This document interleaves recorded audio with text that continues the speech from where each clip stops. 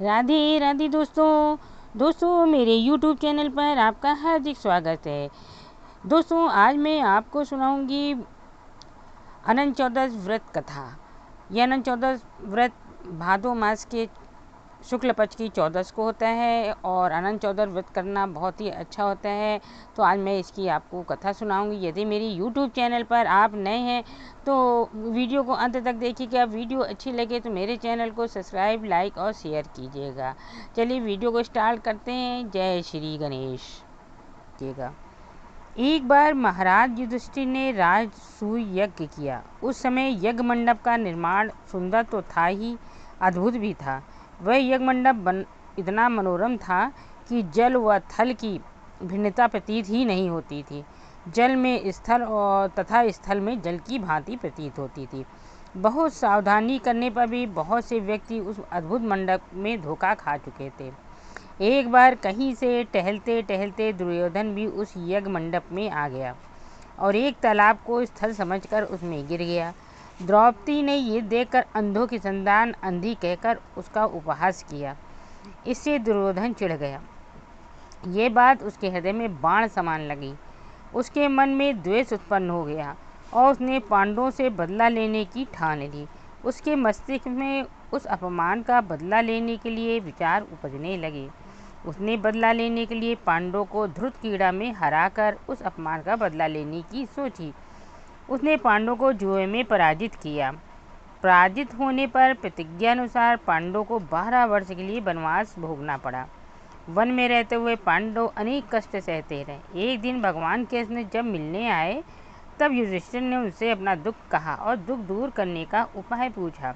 तब श्री कृष्ण ने कहा, हे युधिष्ठिर, तुम विधि पूर्वक अनंत भगवान का व्रत करो। इससे तुम्हारा सारा संकट दूर हो जाएगा और तुम्हारा खोया राज्य पुनः प्राप्त होगा। तो भगवान श्री कृष्ण ने उन्हें एक कथा सुनाई जो अनंत चौदस की थी। प्राचीन काल में सुमंत नाम का एक नेक तपस्वी ब्राह्मण था। उसकी पत्नी का नाम दीक्षा था। उसकी एक परम सुंदरी, धर्मपरायण और ज्योतिमयी कन्या थी जिसका नाम सुशीला था। सुशीला जब बड़ी हुई तो उसकी माता दीक्षा की मृत्यु हो गई। पत्नी के मरने के बाद सुमंत ने कर्कशा नामक स्त्री से दूसरा विवाह कर लिया। सुशीला का विवाह ब्राह्मण सुमंत ने कौटिन्य ऋषि के साथ कर दिया। विदाई में कुछ देने की बात पर कर्कशा ने दामाद को कुछ ईंटें और पत्थर के टुकड़े बांध कर दे दिए। कौंडिन्य ऋषि दुखी हो अपनी पत्नी को लेकर अपने आश्रम की ओर चल दिए। परंतु रास्ते में ही रात हो गई। वे नदी के तट पर संध्या करने लगे। सुशीला ने देखा वहां पर बहुत सी स्त्रियां सुंदर वस्त्र धारण कर किसी देवता की पूजा कर रही थीं। सुशीला के पूछने पर उन्होंने विधि पूर्वक अनंत व्रत की महत्ता बताई। सुशीला ने वही उस व्रत का अनुष्ठान किया और 14 गांठों वाला डोरा हाथ में बांधकर ऋषि कौंडिन्य के पास आ गई। कौंडिन्य ने सुशीला से डोरे के बारे में पूछा तो उसने सारी बात बता दी। उन्होंने डोरे को तोड़कर अग्नि में डाल दिया। इससे भगवान अनंत जी का अपमान हुआ। परमातः ऋषि कौंडिन्य दुखी रहने लगे।